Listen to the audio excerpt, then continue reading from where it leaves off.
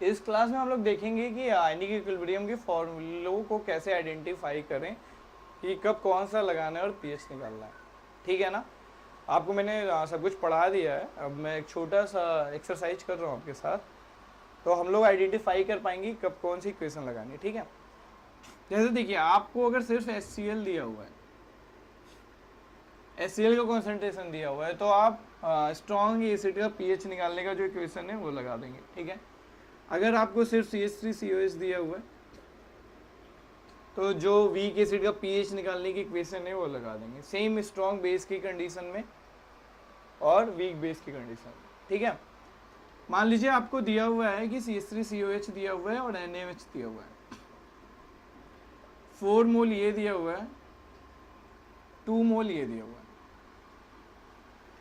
ऐसा क्वेश्चन आएगा तो देखिए हो क्या रहा है कि ये दोनों आपस में रिएक्ट कर रहे हैं ना, तो ये खत्म हो जाएगा पूरा और क्या बन जाएगा, CH3CONa प्लस CH3COH, दोनों दो दो बन जाएंगे ना, तो इसका दो इसके दो से रिएक्ट करके ये दो बना लेगा और ये दो बच जाएगा। तो बताया था ना आपको acid plus salt, weak acid plus salt बन रहा है ना, ये वीक एसिड प्लस सॉल्ट बन रहा है, तो यहाँ क्या लगेगा बताइए, दो चीजें आ रही हैं, वीक एसिड प्लस सॉल्ट, तो यहाँ क्या बन जाएगा, यहाँ पे आपकी बफर की इक्वेशन लग जाएगी।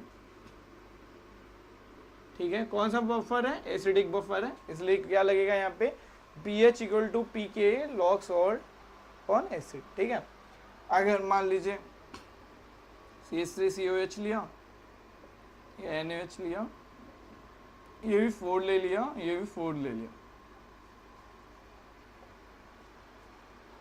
अब यहाँ पे देखिए क्या होगा, यहाँ पे ये पूरा न्यूट्रलाइज हो जाएगा। पूरा pH 7 इसलिए नहीं होगा कि एक स्ट्रांग है और एक वीक है, तो इसलिए पूरा न्यूट्रलाइज नहीं होगा, लेकिन इनके दोनों मिलके सॉल्ट ये बना लेंगे, है ना। ये कौन सा सॉल्ट हो गया, बेसिक सॉल्ट हो गया, स्ट्रॉन्ग बेस है ना यहाँ पे। ठीक है। सिर्फ सॉल्ट बना, इसलिए इसका पीएच निकालने के लिए क्या करना पड़ेगा, सॉल्ट हाइड्रोलिसिस की इक्वेशन लगानी पड़ेगी। ठीक है।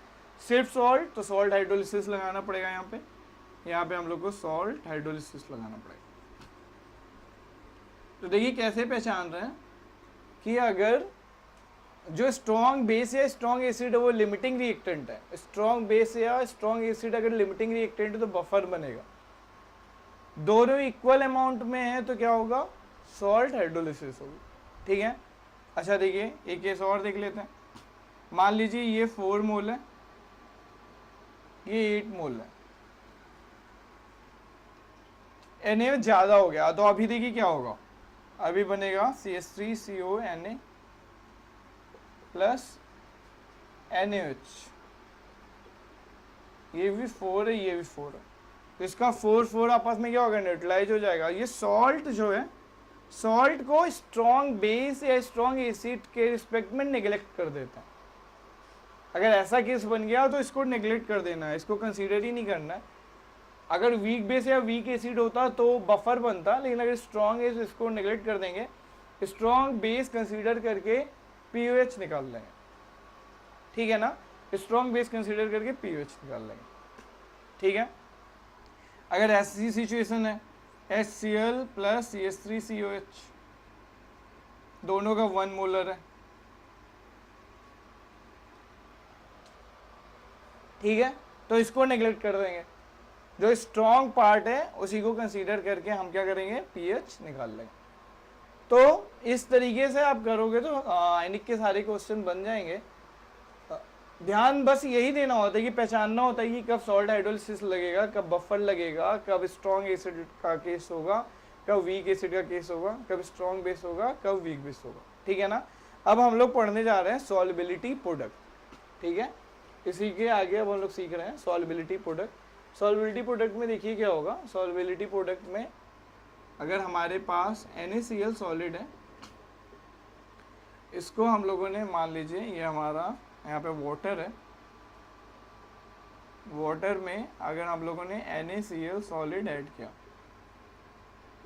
तो NaCl पूरा डिजॉल्व नहीं होगा, उसका थोड़ा पार्ट डिजॉल्व होगा, थोड़ा पार्ट डिजॉल्व नहीं होगा।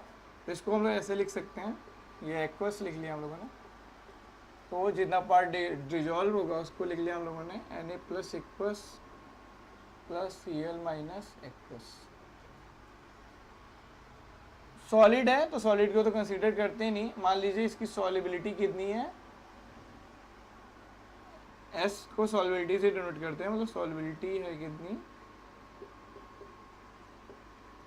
S मोल पर लीटर। ठीक है, अब इसका K इक्विलिब्रियम लिखते हैं हम लोग। तो इसका अगर K इक्विलिब्रियम लिखेंगे तो K इक्विलिब्रियम आप देखो कैसे लिखोगे, Na प्लस एक्वस का कॉन्सेंट्रेशन Cl माइनस एक्वस का कॉन्सेंट्रेशन बाई एक्वस, क्योंकि सॉलिड का तो आप लोगे नहीं, सॉलिड का 1 लेते हैं हम लोग। तो हम लोग करते क्या है, K इक्विलिब्रियम इंटू एक्वस को मल्टीप्लाई कर दें तो इधर जो बचता है क्या बचता है, Na प्लस की सॉलिबिलिटी और Cl माइनस की सॉलिबिलिटी। तो ये है क्या, सॉलिबिलिटी का प्रोडक्ट है। तो इसको ऐसे लिख लोगे आप KSP, मतलब S से सॉलिबिलिटी, P से प्रोडक्ट, है ना। KSP क्या है, K इक्विलिब्रियम इंटू एक्वस, और ये हमने लिखा है ना कि सॉलिबिलिटी कंसीडर क्या है, S मोल पर लीटर, तो ये क्या आ गया S स्क्वायर। ठीक है ना। तो कहने का मतलब क्या था, कहने का मतलब था कि NaCl आपने ऐड किया, पूरा सॉल्युबल नहीं होगा, कितना सॉल्युबल होगा, इसका S मोल पर लीटर, इसका S मोल पर लीटर। और ये क्या बता रहा है, सॉल्युबिलिटी प्रोडक्ट लिमिट बता रहा है कि इन दोनों की जो सॉल्युबिलिटी है उसको मल्टीप्लाई करने पे वैल्यू S स्क्वायर से ज़्यादा नहीं होनी चाहिए। ठीक है, जैसे AlCl3 ले लेते हैं, सेम सिचुएशन में अगर हम लोग AlCl3 ले लेते हैं, यहाँ पे मान लो आपको AlCl3 दे दिया मैंने, तो ये कैसे टूटेगा बताओ। अब इतना सब कुछ करने की ज़रूरत नहीं है, ये तो मैंने आपको सिखाने के लिए इतना कर दिया, आपको पता चलेगी KSP होता है क्या है, कैसे डेराइव किया जाता है। डायरेक्टली KSP निकालना बहुत सिंपल है, लिखा क्या Al3 प्लस लिख लिया और यहाँ पे क्या लिख लिया 3Cl माइनस लिख लिया। अब आप बताओ इसका S होगा और इसका 3S होगा, तो सिंपल से करना है कि जो कोफिशिएंट वो पावर में जाता है। तो देखो ना इसका KSP क्या हो जाएगा, इसका KSP हो जाएगा 3S का क्यूब इंटू S, तो कितना हो जाएगा 27S के पावर 4 हो जाएगा। ठीक है ना। जैसे अगर आपको किसी ने दिया Al2SO4 थ्राइस दे दिया, Al2SO4 थ्राइस दे दिया, तो क्या हो जाएगा 2Al3 प्लस हो जाएगा प्लस 3SO4 2 माइनस हो जाएगा। तो फिर इसका 2S ले लो आप, इसका 3S ले लो, तो KSP क्या हो जाएगी बताओ, KSP हो जाएगी 2S का स्क्वायर और 3S का क्यूब। क्या किया 2S में यहाँ पे 2 है तो 2S का स्क्वायर 3S का क्यूब, तो KSP अपने पास कितनी आ गई बताओ 108S के पावर 5। तो ऐसे KSP निकाल लिया करेंगे हम। ठीक है, तो इस क्लास में हम लोगों ने KSP का बेसिक सीखा, आगे की क्लासेस में हम लोग KSP को और सीखेंगे और कुछ आयनिक इक्विलिब्रियम के अच्छे क्वेश्चन सॉल्व करते रहेंगे।